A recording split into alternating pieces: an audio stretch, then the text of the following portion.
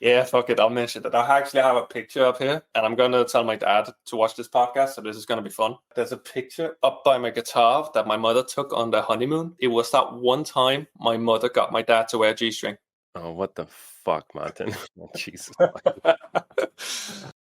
Are you glad you made the decision to sign up for coaching? I'm very happy with it. Yeah. I can't say if I'd be with my daughter at the moment or not. I was the one who said to the mother, like, should I take her? And I'm not sure if I would have said that if I didn't have the coaching course. I knew I had that network to help and to ask for help. That makes me really happy, man. You're going to make me fucking cry. I'm glad to hear that. Ready? Ready? 3, 2, 1. Oh my God, let's go. I am joined by Martin, who has the world's most amazing tea mug and the world's most amazing background. And you just finished your coaching a couple of weeks ago. And man, some of the stuff that you achieved in that time, you embraced Byron Katie, my favorite woman. You became a lot more peaceful. You found a hell of a lot of happiness and sort of being present in the moment rather than suffering just to reach your goals. You worked through a lot of the anger you had. You healed some past trauma. You upgraded a lot of your dating photos. You started approaching women. You set up some accountability partners. You embraced the idea of giving yourself permission to suck. You relaxed into the process of self-improvement and you allowed yourself to just trust everything will work out in its own time. How do you feel? Pretty good. Actually, very nice. Probably calm. I want to sort of like read out some of the stuff that you wrote and just go through it one by one because you said a lot of beautiful things when your 12-week was up. The thing that jumped out the most to me was you said, I want to say thank you to all that are here and have been here. Without you, I mightn't be having dinner with my daughter this evening. I may not be smiling as much, playing and being happy to see her as much as I am, if not for all of you. So talk us through how you embraced happiness because I did see a massive change in you, man, from when you first signed up to the end. It's almost like a completely different person. Yeah, it actually is. I sometimes forget it. I oftentimes have to stop up and just remember, wait a minute, where am I and where have I been? Because I usually just go into the rhythm of things and then suddenly everything becomes very neutral and then I forget where I've been and where I'm going. That's a point that I bring up all the time. One of the things I drill into everyone in the coaching group and myself as well and Imogen, reflecting and being grateful for what we have and like how far we've come. Because you're right, like you make all these changes in your life, you improve yourself, you do all these crazy wild things, and then that becomes like almost the default, like normal. And every now and then I like to step back and take a look back. You know, I do it once a week, I do it every month, and I definitely do it every year as well. I'll look back at how far I've come and all the progress that I've made. And sometimes you're right. It's like you look back and you reflect and you go, Jesus Christ, like 1 month ago or a year ago, man, I was really suffering and now I'm not. And there's that beautiful sense of like gratitude and feeling of like you expressed in your final post in the group, this feeling of like, man, I don't know how to say anything other than thank you or I'm grateful. Yeah, that seems about right. Because I remember like a lot of my gratitude came from the fact that I got to keep my daughter. Now, for anyone who doesn't know, I was had very difficult time having with my daughter. At the time back then with my girlfriend at the time, we ended up splitting. She had the child. It was because I had a lot of anger issues that I didn't know existed. It was at a point where I couldn't be with my daughter alone for more than 2 minutes, and she was a bit over 1 year without feeling I wanted to punch her through the roof, through the head, whatever. It was very difficult. And it was most likely in conjunction with how the relationship went and working really hard with the child and her having chronic migraines every morning. So I had to get up at 4 every day, go to bed at 8 every day and just tired and not knowing how to deal with it and have a relationship at the same time. Which through the coaching course and a lot of work has ended up with me being allowed to keep my daughter from the state here in Denmark. And they are actually very much on board. I tell them everything. So You've really been very honest about like all of your anger, which impressed me. Yeah, like I actually like the people who can decide if my daughter gets to be taken away or not. I told them that I had feelings of wanting to kick her through everywhere. I told them everything. And they told me very much that because I told them everything, when I describe the feelings I get, they don't get worried because they know I'm trying to fix it. Yeah, and you asked for help. To be very clear, you've been to therapy. Obviously, we talked about a lot of this stuff in the coaching, but before you even came to the coaching, you'd been doing a lot of therapy. And I think, like you said, it's the fact that you've always owned your shit and you've been very honest about what's in your head. And then you've reached out for help and said, look, I'm feeling like this. I'm feeling this anger. And here's what the anger or the story behind the anger. Can I please have some help with this? I think a lot of people feel a lot of deep shame with their anger and they bury it and cover it up. like you said, that's maybe more of a red flag to at least the authorities where you live. You have all this anger, but you pretend you don't. Yeah, I remember actually the fear I had of telling it the first time, because there was a lot of fear of like, shit, are they gonna take my daughter? The first time I had to say it, but from the first time I said it to the very end, I just learned that if I tell everything, everything's gonna be fine. Mm. Mm. Like they don't want to take my child; they want me to keep her. Yeah. I used to have mindsets that people in the government, like, just government workers, I used to have this idea that government workers are like against us, and the police are against us and the government is against us. And at some point, something switched in my head and I was like, wait, they're just people. And if I treat them like they're on the same team as me, they want the best for their citizens. There are exceptions to that, obviously. But I think at the end of the day, the vast majority of humans are just trying to do the best they can. And they're doing what they believe to be the good in that moment. And I think you very much have embraced that, this idea of like, okay, these people are on my team. If I just tell them everything and we try and look for solutions, I can get through this. And I think, like I said, you have wholeheartedly owned your shit from before I even met you, but definitely since meeting you. And you've run towards like, I want some sort of solution. I want to get this sorted. And again, I fucking admire you for it, man. You're probably the most honest person I've ever had in the coaching. Like, you've just been like Thanks. brutally honest. Yeah, thanks. Because this was something you worked on a lot in the coaching. And you'd already Yes. worked on it before the coaching, but like anger and believing stories and doing things like the Byron Katie work and all of that. So I guess maybe walk us through or tell us like where your mindset is at right now in terms of like how you handle maybe some of the frustration that might come up as a parent. I'd say the frustration, it's a combination of Byron Katie and also the psychologist I had at Sectors. And she has, what is it, the book is called? Think Less, Live More, I believe it's called, where it's about being more okay with the thoughts being the thoughts. Like I have a lot, like all of these anger issues and thoughts I have in my head of things I want to do, just being accepting of them being what they are. So I can have a thought, like I did have a thought of choking my daughter until she couldn't breathe.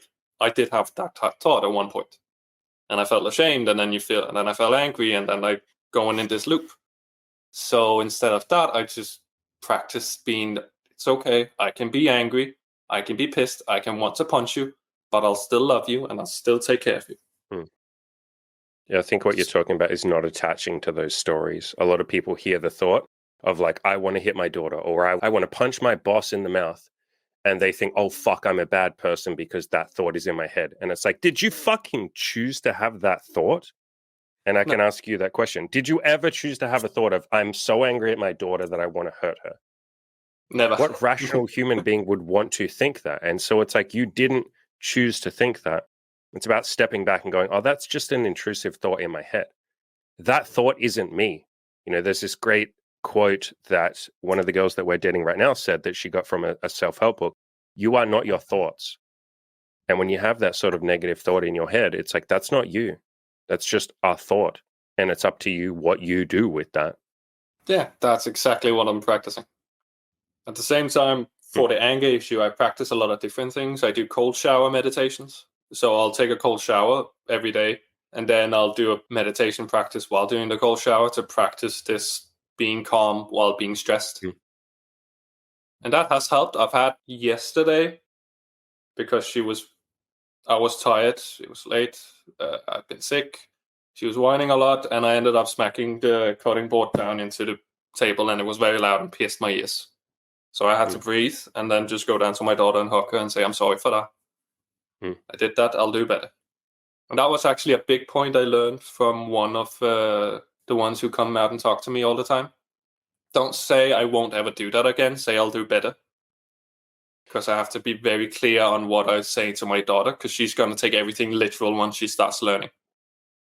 So if I say I'll never do it again and then I do it again, well, then I lied. Dude, but if I say I'll do better, then it's great. That is one of the biggest, and that's such a fucking hard point for people to get. I just did a video with Imogen about arguing and fighting in a relationship. And we talked through hers and my history over the last, 5 or 6 years that we've been together, and how at the start we did fight and argue about once every 2 months or so, but we would have an argument or would have a fight. Early on, I realized if I say I won't yell at you ever again, and then I yell again, I feel incredible guilt and shame for one, being a liar, and then two, not being able to live up to that impossible standard. it's so tempting to say, I'll never do that again. But if you can let go of that and say, okay, like I will try my hardest not to do that again and run towards the thing that you do want, which is I'm going to be better. I'm going to improve. I'm going to aim for 1% improvements. I'm going to give myself permission to not be perfect, but I'm going to try my bloody best and I'm going to do my best. And I'm going to aim towards that beautiful goal where I'm at the point where I'm super calm and rational and stoic and loving and all of that, rather than just setting this impossible binary of like, right now I'm angry, I'm going to never be angry again. It's like, good luck with that. How do you go from like 0 to 100? Like, right? Like, I've smacked this thing down on the table and I've scared myself a little bit and I've scared my daughter. Honey, I'm never going to ever be angry with you ever again. It's like, yeah, thanks, Dad. Yeah. So the next time you're angry, you're a fucking liar. You've just taught me that you're going to tell me lies to make me feel better. And I think that's what most parents do. And they're doing their absolute best. And it's all of that guilt and that shame in the moment of like, fuck, am I a bad person because I smacked the table too loud? Or I yelled at my kid? Or I told them to just like, shut up and go to your room? Am I a bad person? I have to promise to never be bad again. It's about, and there's subtlety in here, but not seeing it as like a good or a bad thing. It's not good versus evil. It's not great parent versus bad parent. It's self-improvement parent. I'm going to try and be a little better every day. I'm going to try and improve. And in doing so, I'm teaching my child, hey, look, you don't have to be perfect, but let's just aim for progress. Yeah, I actually remember I went on a parenting course, you could call it. It's an American thing called Circle of Security. If any parents are listening, I'd highly recommend seeing somewhere to get through it. It's a great fucking thing to watch, which really helps figuring out how to read your child and figure out where they are and what they need. But their motto is you don't have to be perfect, you just have to be good enough. Do you remember that conversation we had in the coaching? I can't remember exactly what sparked it, but I think you were putting a little bit of pressure on yourself to like be a perfect father. But I basically said to you, maybe your mission isn't to be perfect with your daughter. Maybe your only job is to love her. And in other words, like it isn't so much about that perfection, it's about the intention. So it's not about being like on paper, the world's most perfect father or the world's most perfect mother. No, it's about, did my child know that I loved them? The thing that most children care the most about. It's like, does my parent love me and do they accept me? Am I good enough for them? I know my parents, they very much wanted to show the best side of themselves all the time. Yeah. And I remember that actually looking back made it so that if I was not perfect, I felt wrong. Yeah. I was always seeing my mother as some kind of saint who never did anything wrong. Now, growing up and hearing stories, that started to get a bit not true. But growing up, I felt a lot that if I did not do it right from the beginning, I was not good enough. So for that reason, I'd really recommend not doing perfection. I focus more on showing my daughter what it means to have emotions. Yeah. So yes, see, daddy's angry, people get angry. Or daddy's sad, you can see daddy's sad. Daddy's not always happy. And it's to basically show what human emotion is rather than to show what perfection is. Yeah. And then you're teaching her, or you're teaching your kids the tools to get through those moments. You're giving them that like little overlap on the Venn diagram. You're saying, here's me, here's you. We have a lot of overlap. You know, I get angry sometimes too. I get sad sometimes too. You've seen those moments and here's how I process them. I do the same, and I recommend people do the same in relationships. I always did that with Imogen and any girls that we date. I say, here's what I'm struggling with. Here's the things I've gone through that have been difficult. Here's the moments of frustration. Here's the sadness. Rather than that ideal of like the alpha male who's perfect, it's like, no, I struggle sometimes. I suffer sometimes. I cry sometimes. Here's the things that I go through, and here's how I deal with them. And here's how you can deal with them too. I mean, I feel like that is one of the roles of a parent, but you're right. I think a lot of parents, and fair enough, but they're really afraid to show that side of themselves because they think, oh shit, then I won't be the expert. Then my kid won't respect me. And it's like, no, they will respect you more because they will see you struggling. They will see you overcome it. And they'll go, wow, I don't have to worry about daddy ever not being perfect. Because whenever he's not perfect, he just figures out a way to handle it. So if I'm ever not perfect, I'll just do what he does. I don't have to hide it. And a good part of it is that my daughter, with time, that's what I'm aiming for at least, that if she goes through something that's tough, she can come to me and talk about it and we can relate about it. Rather than she has to feel, no, I can't say this because daddy's perfect and I'm not living up to it.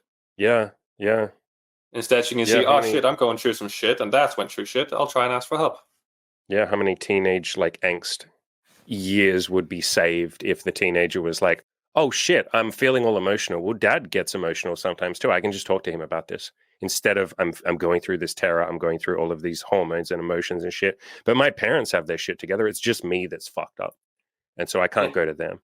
how much has, I guess, with dealing with anger and stories and narratives and processing all of that, how much has the Byron Katie stuff helped you? And for anyone who's not familiar, the Byron Katie stuff is basically just about questioning your thoughts and processing them. I like it in combination with learning to just let thoughts be thoughts. Because if I only let thought be thoughts, I never get to reflect on them. However, if I only use Byron Katie, I never get to just let them be. Because Byron Katie, I see, is a very good way of reflecting and getting into like figuring out how your thoughts are, and then learning how to let the thoughts just exist helps just accept it for what it is. Yeah, there's a similar book called Letting Go, Hmm. which is by David Hawkins, which is very much like the second thing you're talking about. Let thoughts be thoughts. In other words, hey, I'm having this thought. That's okay. I don't need to fix it. It is what it is. It's just a thought that's in my head. I don't have to, in other words, attach to it. Again, I think a lot of suffering and a lot of struggling, especially as a parent, can come from this attachment to a thought. I'm pissed off at my child and then getting very serious about that and then going, fuck, I'm a bad parent because I'm pissed at my child. And then attaching to that story and going, shit, I'm so bad. What's wrong with me? I'm going to fuck my kid up and then they're never going to be happy and all of that kind of stuff. So have you been able to get to a place where you're like, look, even if I do the best job that I can and my kid has some problems or some unhappiness, that's okay, as long as I did the best that I could, and then we can deal with it together? Yeah, because my focus isn't to make my daughter happy. My focus is to be there for her in the emotions she's experiencing. So if she's sad, I'll be there with her and I'll help her be sad. Or if she's angry or frustrated, I'll help her with that. I don't want to direct her to be happy because, and this is what I learned from the circle of security, if I focus on just, I want my daughter to be smiling and happy, well, if she's sad and I'm going, no, be happy, be smiley, then I'm saying what you're feeling is wrong, which will feel like shit. So instead, I'd rather just be there for her and then through life and show her how to get through life, and that happiness is not something you get. Well, it's something you get, not something you achieve, is what I'd say. It's not something to aim for because it'll come on its own. Yeah, I think people obsess about the idea of happiness, and I say I would rather be okay. Like, I'd rather focus on being okay. It's like, can I be okay right now? If I'm crying and I'm sad and I'm devastated, can that be okay? If I'm so angry that I want to punch the desk, can that be okay? And that is essentially being present and being there in that emotion and being okay with it. And then it doesn't matter what life throws at you because you're not putting on this fucking mask of happiness. I did a podcast recently called Why Women Cry, We Don't Have to Fix Their Emotions. And it was a realization I had, I don't know, maybe 2 years ago. Before that, I was always trying to fix Imogen's sadness. Anytime she was sad, I was like, oh, well, I'm the man, and a man's responsibility is to fix a woman's sadness. And I believed that so strongly, dude, that anytime she was sad, I was like, oh, fuck, how can I fix this? How can I fix this? How can I fix this? Let's fix this. And I basically taught her to hide the sadness from me. Because there were times when she was sad and she's like, Andy won't be able to fix this right now. What I need is to just feel sad for half an hour and then I'll get over it. Or maybe I need to cry and purge it and process it and think about it and write it down and all of that. If Andy comes storming in with his like screwdriver and his hammer trying to fix it, right? So she would suppress. And we got to a point where she's like, I'm so afraid to be sad around you because you'll just try and fix it that I lie to you and tell you that I'm happy when I'm not. And I was like, oh, fuck, no, that's not what I want. And so I had to like go through this whole sort of transition or this process of like, can I just be okay with her being sad? And that was really fucking hard for me at first. You can speak to that. Was that hard for you at first to just let your daughter be sad when you're like, no, I'm a bad father if she's sad. I'm a bad person if she's sad. How do I fix it? Surprisingly enough, I was the one who had it the easiest with it. Okay. Because I understood that for some reason when she was crying, like it was very much in the beginning, it got more difficult because the mother came in on the top and it was affecting, and then but I understood that her crying is her crying and her being sad is her being sad.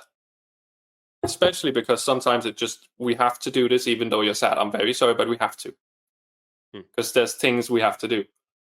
So that would be, let's say, because she has it's called kids eczema if you directly translate it, but her skin gets itchy and red easily. So sometimes when I change her nappies, she would be red and it would hurt and she would cry. I'm like, I'm very sorry, but we have to do this. And then be okay with that. Or when I first got her for myself, she was still waking up at like between 4 and 5 in the morning, and that was too early. So I had to, for the first 2 months, sit with her every morning and lie in the bed, sit in the cot beside her and be like, we're not getting up. I know you're frustrated. I know you're crying. I know you're tired. I know it's not fun, but you're not getting up. It's too early.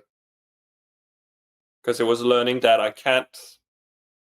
She's living with me and I'm not there just for her. It's both ways. So if I don't function, well, then we got to figure something out. So it's learning to see that it's you and me and not me just helping you.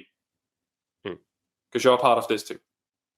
And she's gotten used to it. She wakes up at 6, and if she wakes up 5:30, she's okay with just being by herself in the room for a half an hour because she knows I'll be there at 6.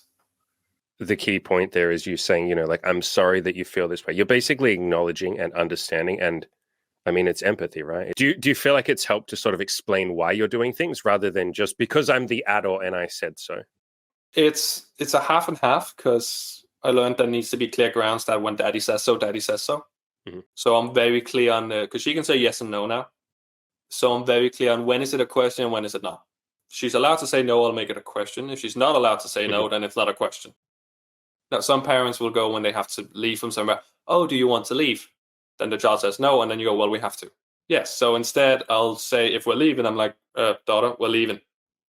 And then she says, I don't want to, but we have to leave. Yeah. And then we'll leave. And if she gets angry or it's because she doesn't want to leave her nana and granddad, I'll go like, I know you love your nana and granddad, and it's been fun, and it's very great, but we have to go home and make dinner. Because you need your food, and we need to do our routine. And she might still be angry, and she might not understand what I'm saying, but in due time, she'll understand. How much of this is stuff where, you do your best in the moment, and then afterwards you're like, oh man, maybe I could have handled that a little bit better. I imagine that just I do that a lot. That just must be what parenting is like, right? Like whenever I watch a parent doing something and I might be sitting there, I won't be too judgmental about it, but I'll think like, okay, like I think if I was in their role, I probably wouldn't have yelled at the kid. And then I think like, yeah, that's so easy to say when I'm not caught up in the emotion right now. It's not my kid, right? It's so easy to like be like, I would have been kinder to that kid that isn't mine. And I'm not the one that's sleep deprived. And I'm not the one that's like having all these angry thoughts and all of that. So is it a case of like you're retroactively like, man, I think I could have done better there, but you're doing the best you can in the moment. Yeah, and I've had times when we take a little walk and like there's a tiny mini forest we have just down the road. Sometimes she'll walk, I'll say, hey, we're going this way, and then she wants to go that way. And in that moment, my head is going, actually, that is actually the right, good way to take. But daddy said this way. Going. Yeah, but then I go, but daddy said this way. So we have to go this way now. And that's the key with the thing that when daddy says so, daddy says so. But then on the next pass, I'll go that way instead, maybe, or I'll not say anything and then let her choose. Is it almost like you're trying to teach her that, like, sometimes other people might have different preferences to you? Like, what do you think the opposite is? Do you think if you let your kid do whatever the hell they wanted at all points in time, like, is that not something that you want to do? No, and that's mostly because from what I learned that the parent is the one that creates stability. And if I let her do everything she always wants to do, well, she's not able to actually handle what's happening. It's the same when we're reading books, when we're reading these books. Her usual habit has been to just do this. And then we're done with the book in about 5 seconds. Right? And that's not, and that. And then she wouldn't know how to read. Yeah, and she'll get stressed from that because she's just. Interesting. She doesn't know how to manage everything. Yeah, so it's almost like you're trying to guide. Yeah, I come in and manage, so I'll sit with the book. And then she might go with her hand down to the edge and go, no, daddy's not finished reading. Once daddy's finished reading, I'll open it up and then you can flip the page. So then when I'm done, I'll open a little bit. I'll open a little flap. She'll take her hand and then she'll go flip. And then I'll read the next. Because she's very energetic and very much everywhere. So to keep her calm, I have to at sometimes be like, no, there's limits now. So I do let her do a lot of stuff. I have kitchen drawers that are specifically hers that she can go and play in and pull out and take stuff out from. And make a mess. Yep. Yeah, there's bowls. I have a little stool, like a little fold-out stool that I gave to her, and I taught her how to use so she can get up to the kitchen counter if she wants to. So she can fold it out, stand up, and then get up and look if she wants to. So there's a lot of things she's to do, and then there's some things she's not allowed to do. Like, she's not allowed to play with knives. That's not happening. Yeah, obviously. So that's to say that it's very much For me, it's the big thing is being very clear with what's allowed, what's not, what's okay, what's not. When does that mean it? When does that not say it? I'm very literal. So it's the same. My dad had recently when we were leaving. For anyone who don't know, I live on my parents' property in a separate house with kitchen, bathroom, the whole lot, because I needed a lot of help with being a single dad. So when the one time when we had to leave in the morning, she ended up seeing them. She got very upset because she wanted to be with her granddad and Nana because it's a lot of fun. She got very upset, and my dad said, "Well, see you later," like as a kind of comfort. And I knew that they were not going to see later because they were going up to the summer house to repair it, and they weren't going to be home. So instead, I decided to do a video call in the evening and go like, "Here, now you're going to see Granddad." Now, she's not at an age where she can understand that or keep that in check with her head that, oh, Granddad said that in the morning, I'll see him later. However, if that becomes a habit, then at some point she'll catch on. So honesty is obviously very important to you, like integrity. Yeah, integrity, and so that she learns that whatever I say, she knows that, okay, that's what Dad says. So instead of me saying we're leaving in 5 minutes, but we're actually leaving in 15, that's a bit of insecurity.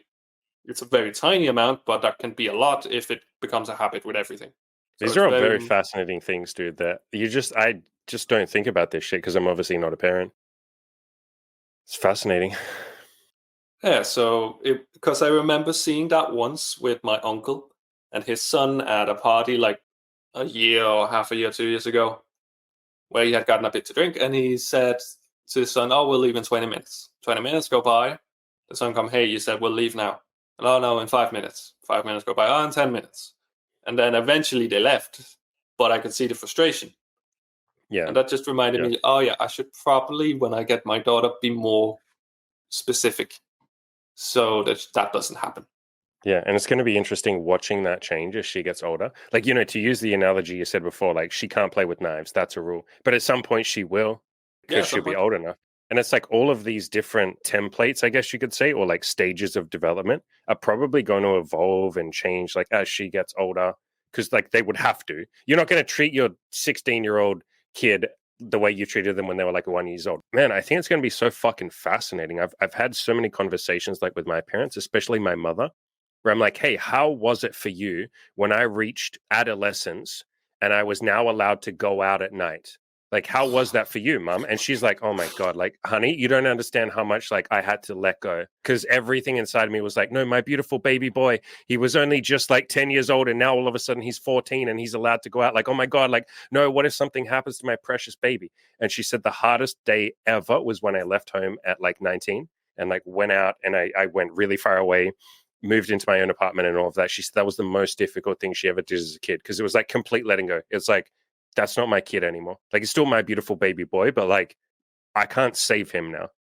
I'm actually very much practicing that at the moment to not see it as, oh, you're my daughter. I'm like, no, you're Rosa. You're not my daughter, Rosa. You're Rosa. You're not I love that. my daughter. You're Rosa. Yep. And I'm your dad, Martin. And you are my daughter, but you're not mine. Dude, this is some advanced like Buddhism shit right now. You speak in my language, brother. Like, that's some amazing shit, man. Seriously, because then it's like, oh, okay, they're their own person and they're not mine to control. And I won't take it personally if they do something that I don't like. I will see them being their own human being and I might still guide them or something like that, but they're their own human. Now, I'm not perfect. I do still take some stuff personally at times and I have to reflect on that or I get angry and whatnot. And sometimes I have to remember you're just a child. You're doing your best. You don't know what you're doing. Like sometimes, like, will you please stop moaning or some shit because daddy has to cook dinner or cut fruit for you so you can get some fruit. She gets hangry very easily. Like I have snacks on the ready all the time. Like down in her daycare, she has a little snack. She gets like it's a healthy breakfast product. That's like a lot of whole wheat, like 98% whole wheat. She just has that down there for if she gets angry. That's adorable. Just if now. So she gets that, but I do get it sometimes where I'm like, will you please shut up? I'm getting tired. Why do you keep doing this? Or I'll feel like it's my head will feel it's an attack. And then I have to remind myself, you're just doing your best.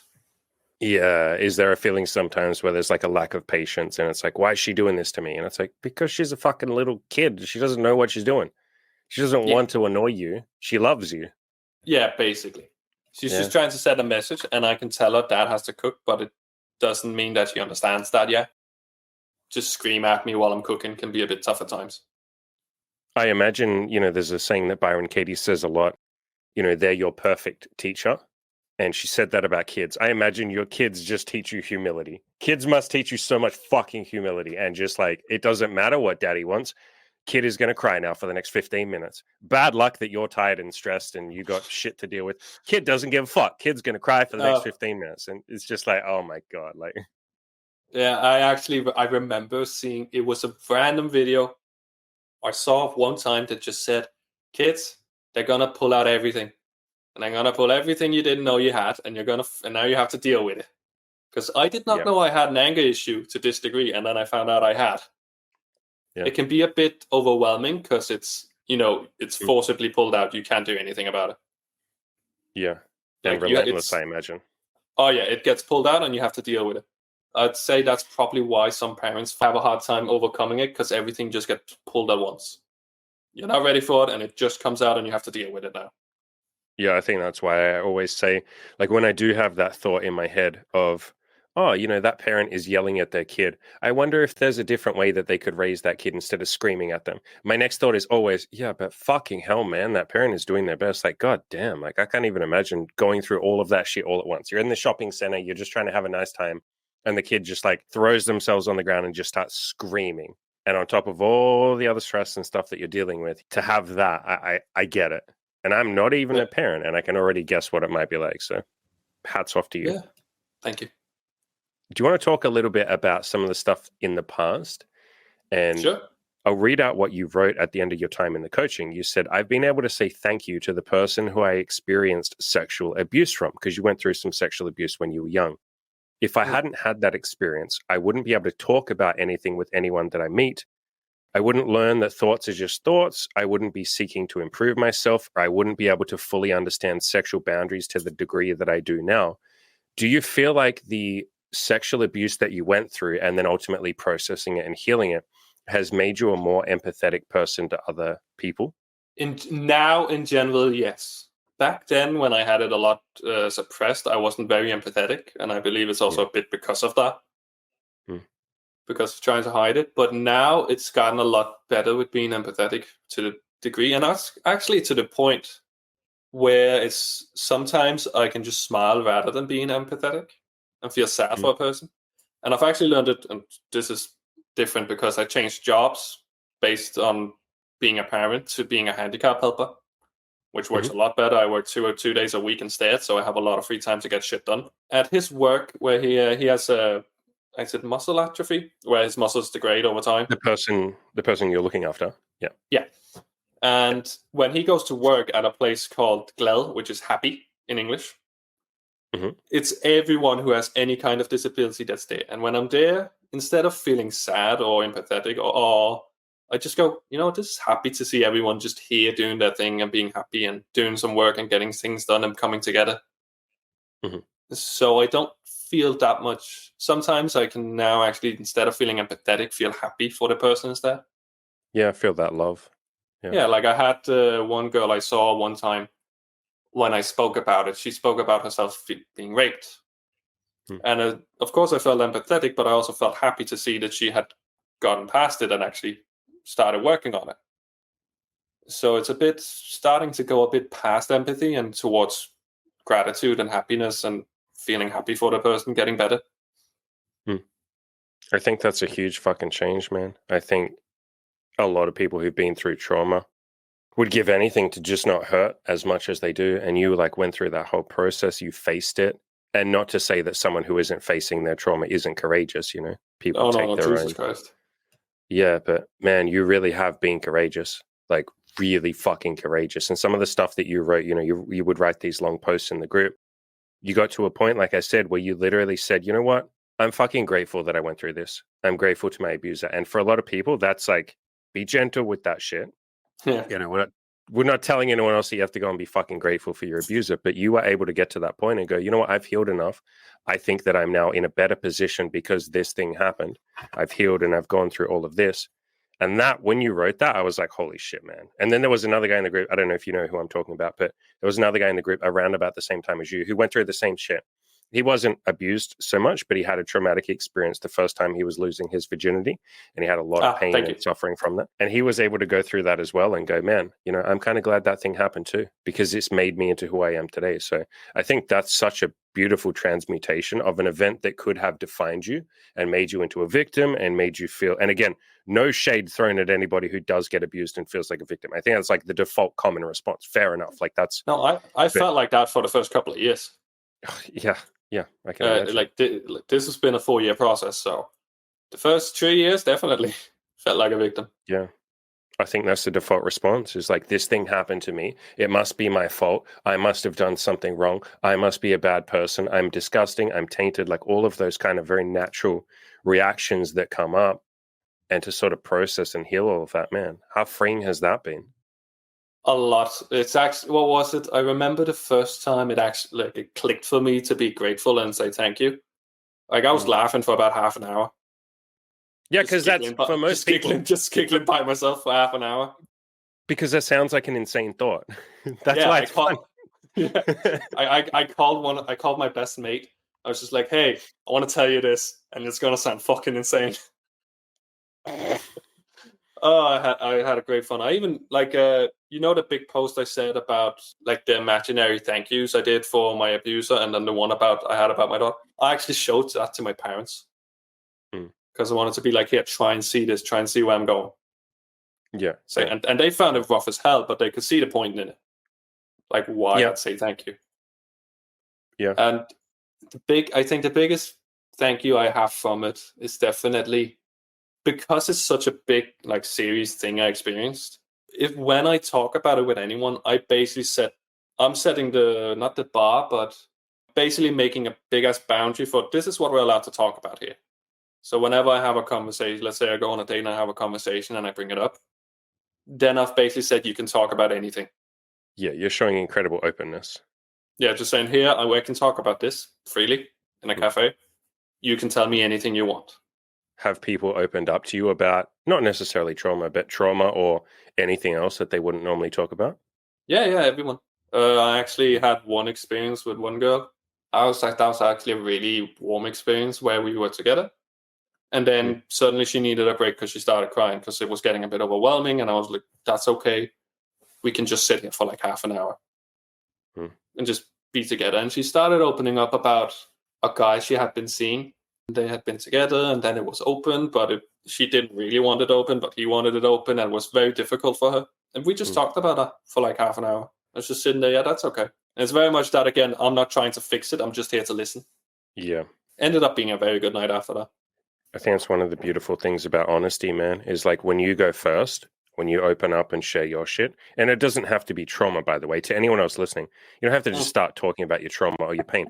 I just mean when you open up and talk about some of the deeper stuff, maybe some of your fears, some of your hobbies, some of your dreams, some of your goals, some of your passions, just who you are as a person, the deep shit, more than just like the weather or the movies that you've watched. When you open up about the deep shit, it gives people that space and I guess that trust, or that, I don't know what you want to call it, that like courage to go, fuck it, maybe I'll talk about some deep shit too. And just like you, I've had some amazing conversations, man, by just like going first and sharing my shit. There's actually one experience I had which actually made it a bit easier, because I've had it where if I'm having sex or intimate with a girl, and at some point I might not feel like really wanting that much anymore. Let's call him Tom, my sexual abuser. He would pop up into my head, and that would make it really difficult to suddenly want to have sex anymore. So I actually started just saying like, hey, at some point, this has been happening recently. If at some point I don't feel like it, that probably might be the reason. Just want to let you know. Instead of trying to like hide it and no, I can function. I need to be perfect. And making it a big deal by fucking hiding it. Because, and fair enough, if someone wants to hide it, that's fine. But when you hide stuff like that, and fair enough, there's a very normal reaction.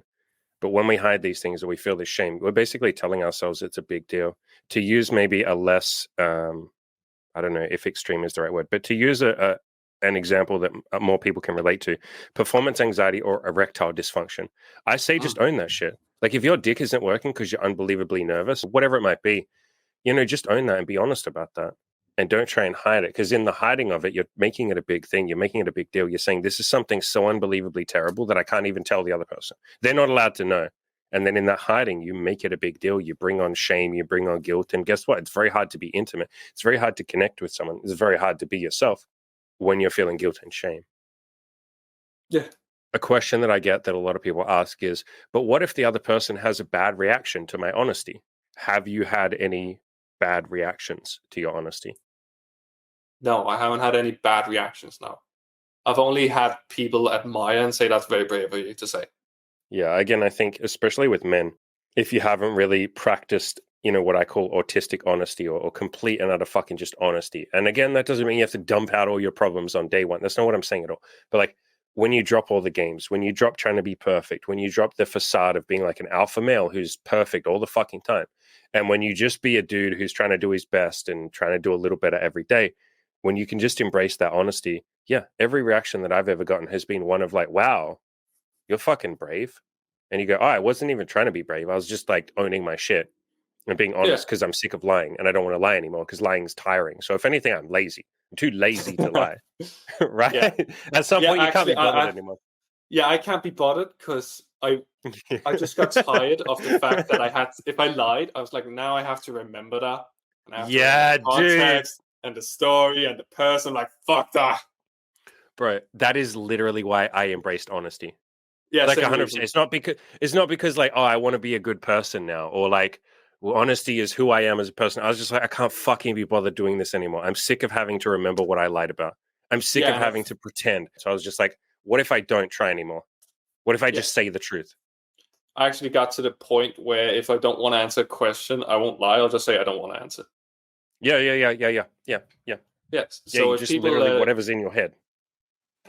Yeah. So if people go like, if they ask me a question about someone, like let's say it's about someone and it's a private detail about them, and they go like, "Do you know this?" I'll say yes. Can you tell me? No. I'll be honest. Or they'll go, just ask them. I'll say, ask them yourself. Don't ask me. Because I don't want to answer. Not my place. And I don't want to lie. Yeah. And it's again the same with my daughter. I don't want to lie to her. Yeah. It goes back to that again.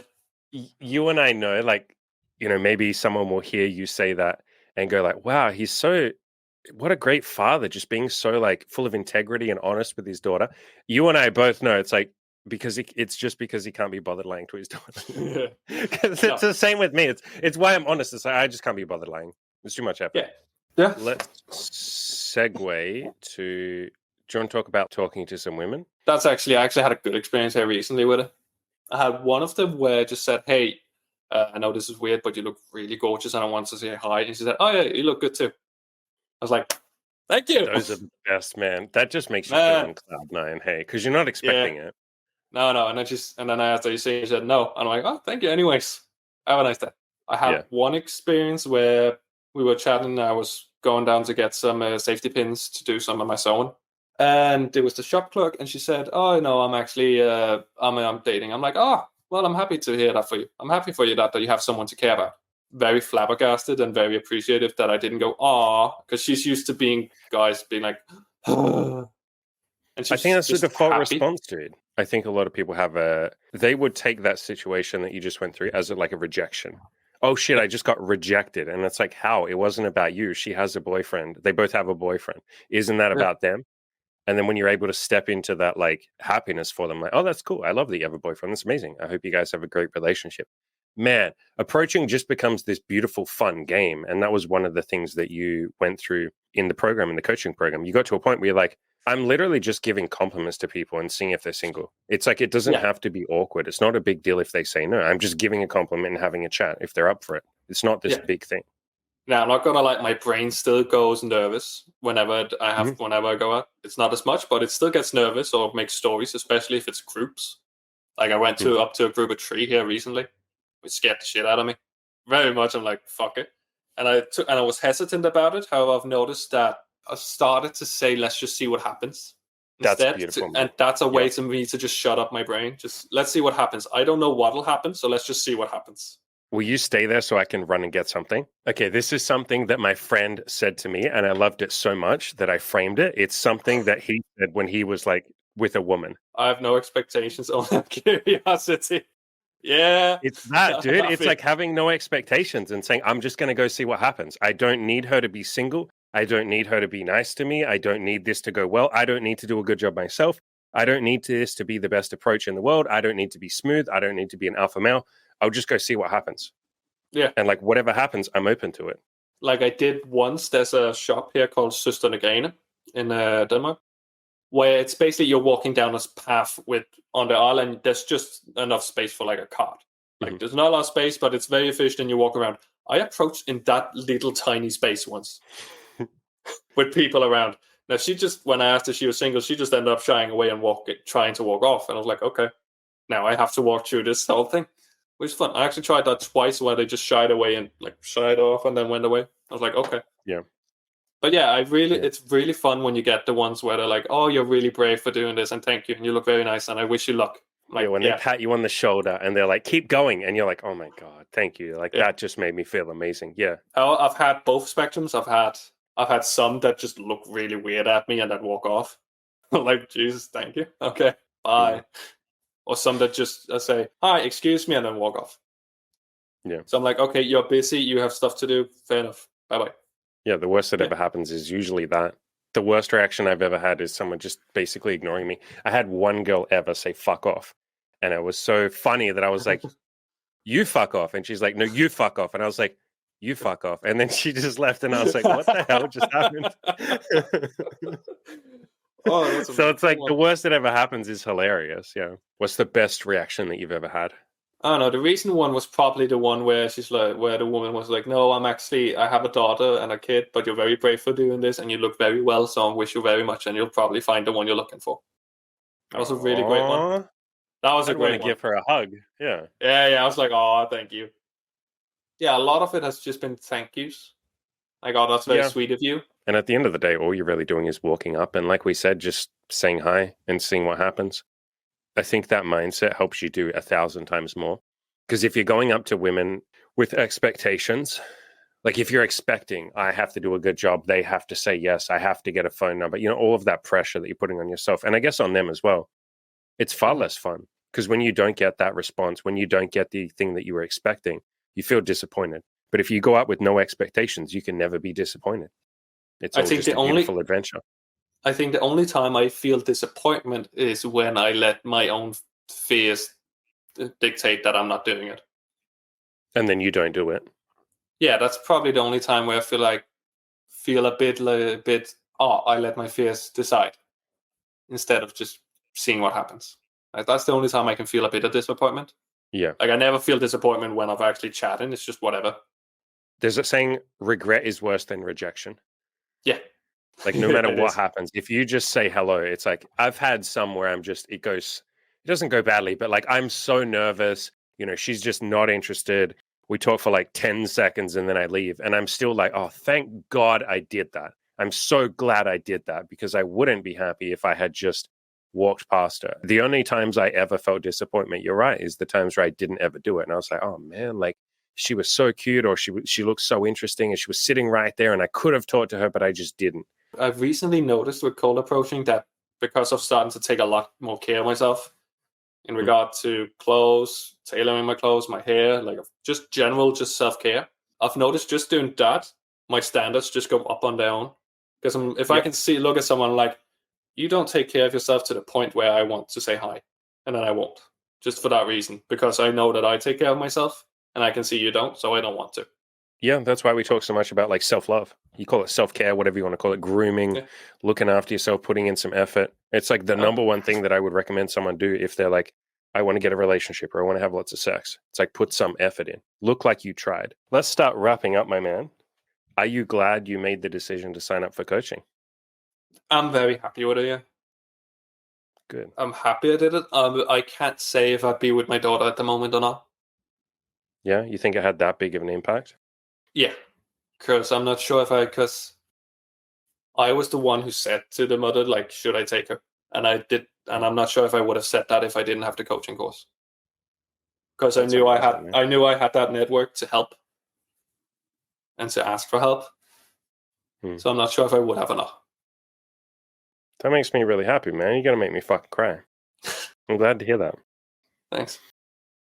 What would you say to someone who's thinking about coaching but is hesitating? Depends on the reason for hesitating, I suppose. If it's financial hesitation, I'd definitely say you can work it out. I signed up to this course not knowing if I could pay it every month, with the intention of, if I'm not sure, I'll ask the course how to help me pay, because they probably want me to pay. Yeah, that's one thing we help people with when they can't So that pay. was We're like, we'll help you. Yeah, so that was my intention. And if it's hesitant for other reasons, I'd probably say the sentence that you can sign up, and if nothing changes, well, nothing got worse. Things didn't get worse, and you're not going to die if you sign up. Yeah, people sometimes make it into a big deal. I guess maybe I do too sometimes, but yeah, like a big deal of like, should I sign up for coaching? Maybe you can I can steal your motto and say like, why don't you just see what happens? Yeah, that's actually kind of what I did, because I was very hesitant in the beginning, like, fuck. And I went, fuck it, let's see what happens. I love that. Yeah, and I remember the reason I signed up. I think, what was it? I figured out I signed up a bit quick compared to others, because what was it? I hadn't seen your website from the time I signed up. No, from the time the first time I found your website to the time I signed up, I think was about 4 days. That's incredible. You're one of like 3 people that have signed up for coaching in that quicker time frame. Most people like follow the content for like 6 months. Yeah. Yeah. And the reason I did it was because when I was reading, I could just see in everything I read, I was like, this is genuine. Like, this is not some bullshit he's writing. I could see a lot of honesty and genuine shit in it. So that's the reason I signed up. I love that. Because it actually felt genuine, and not, like I said in the little call, like a guy who just wants money. It didn't scream, I just want money, and here's some things I'll say to make you feel nice. It's like, no, I'll say the shit that's going to hurt, and we're going to fix it. I'll say it kindly, gently, but yeah. I'll tell the truth for sure. Yeah. Any final shout outs, my friend? Just want to thank my parents for helping as much as they do. They help every time. If I have a call and I need help, they did that very much in the beginning. If I could feel that my anger was getting too much, I'd just call them and I'd take my daughter for an hour so I could calm down and get some rest. Yeah, I remember those days. Yeah. Yeah, I'm very grateful for that. That's helped a lot. Oh, and amazing. And thank my daughter for just smiling all the time. That's very sweet.